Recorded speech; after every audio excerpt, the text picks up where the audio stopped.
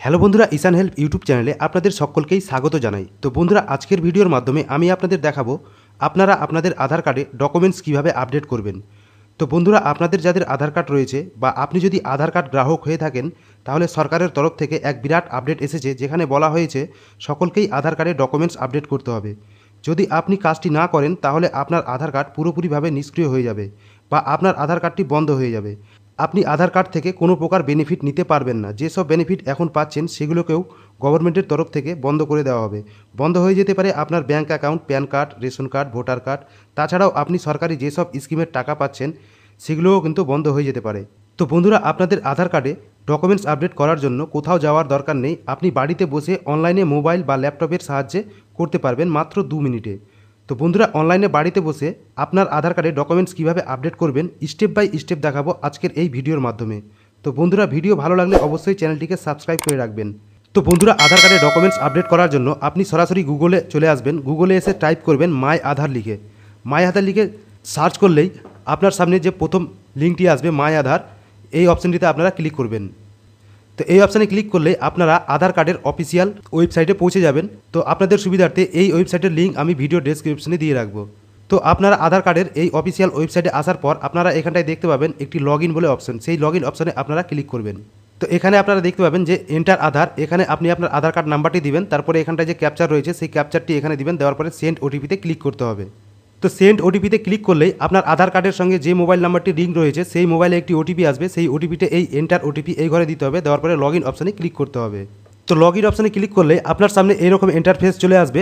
তো এইখানে আপনারা একটি মেসেজ দেখতে পাচ্ছেন যে your Aadhaar needs documents update, kindly click here two upload your proof of identity and or proof of address documents. তো এখানে কিন্তু আমাকে ডকুমেন্টস আপলোড করতেই হবে। যার আধার কার্ড 10 বছর পুরনো রয়েছে তাদেরকে কিন্তু অবশ্যই ডকুমেন্টস আপডেট করতে হবে, নতুবা আপনার আধার কার্ডটি বন্ধ হয়ে যেতে পারে। তো ডকুমেন্টস আপডেট করার জন্য আপনারা এখানটায় প্রথম যে অপশানটি দেখতে পাচ্ছেন ডকুমেন্টস আপডেট, তো এই অপশানে আপনারা ক্লিক করবেন। তো এই অপশানে ক্লিক করলে আপনার সামনে এরকম ইন্টারফেস চলে আসবে। তো এখানে দেখতে পাচ্ছেন যে দিস সার্ভিস ইজ ফ্রি। তো এই সার্ভিসের জন্য আপনাকে কোনো চার্জ দিতে হবে না। আপনারা এখান থেকে নেক্সট অপশানে ক্লিক করবেন। তো নেক্সট অপশানে ক্লিক করলে আবার আপনাকে নেক্সট অপশানে এখানে আবার ক্লিক করতে হবে। তো নেক্সট অপশানে ক্লিক করলে আপনার সামনে আপনার আধার কার্ডের যে ডিটেলস সেই ডিটেলস এখানটায় শো করবে। তো এরপর আপনাকে এখান থেকে ভেরিফাই করতে হবে। ভেরিফাই করার পরে নেক্সট অপশানে ক্লিক করতে হবে। তো নেক্সট অপশানে ক্লিক করলেই এখান থেকে ডকুমেন্টস আপলোড করার অপশান চলে আসবে। তো আপনার ডকুমেন্টস কিন্তু 2 MBর কম হতে হবে এবং জেপিজি পিএনজি ফরম্যাটে আপনার যে ডকুমেন্টস রয়েছে সেটিকে তৈরি করতে হবে। তো এরপর এখান থেকে আপনার যে ডকুমেন্টস সেটি সিলেক্ট করতে হবে। প্লিজ প্রুফ অফ আইডেন্টি অর্থাৎ পিওআই ডকুমেন্টস এখান থেকে সিলেক্ট করবেন। তো এখান থেকে ক্লিক করলে এখান থেকে সমস্ত ডকুমেন্টসের লিস্ট পেয়ে যাবেন। এখান থেকে আপনার যেই ডকুমেন্টসটি রয়েছে সেটি এখান থেকে চুজ করবেন। তো আমি এখান থেকে ভোটার আইডি কার্ড এটি চুজ করে নিচ্ছি। এটি করার পর আপনারা এখান থেকে ওকে করবেন। ওকে করলে এখান থেকে আপলোড ডকুমেন্টস অপশানে ক্লিক করলে এখান থেকে কন্টিনিউ টু আপলোড এই অপশানে ক্লিক করতে হবে। তো এখান থেকে আমি ডকুমেন্টসটা আপলোড করে দিয়েছি।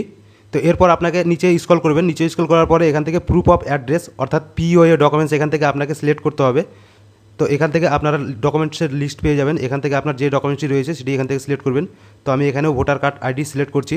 সিলেক্ট করার পর আপনাকে এখান থেকে ওকে করতে হবে। ওকে করার পর আপনাকে এখান থেকে view details and upload documents এই অপশানে ক্লিক করে আপনাকে ডকুমেন্টসটি আপলোড করতে হবে। তো এখান থেকে আপনি কন্টিনিউ করবেন। তো আমি এখান থেকে দেখতে পাচ্ছেন আমার 2টি ডকুমেন্টস কিন্তু আপলোড কমপ্লিট হয়ে গেছে। এরপর এখান থেকে আপনাকে টিক দিতে হবে। টিক দেওয়ার পরে নেক্সট অপশানে ক্লিক করতে হবে। তো নেক্সট অপশানে ক্লিক করলে এখান থেকে আবার আপনাকে ওকে অপশানে কনফার্ম করতে হবে। তো ওকে অপশানে ক্লিক করলেই এখান থেকে এখানে আপনাকে দেখাবে যে দিস সার্ভিস ইজ ফ্রি, অর্থাৎ এই সার্ভিসটি কিন্তু 14 মার্চ 2024 পর্যন্ত কিন্তু ফ্রি রয়েছে। পরবর্তীতে এটির জন্য চার্জ দিতে হতে পারে। তো এরপর আপনাকে এখানে সাবমিট অপশানে ক্লিক করতে হবে।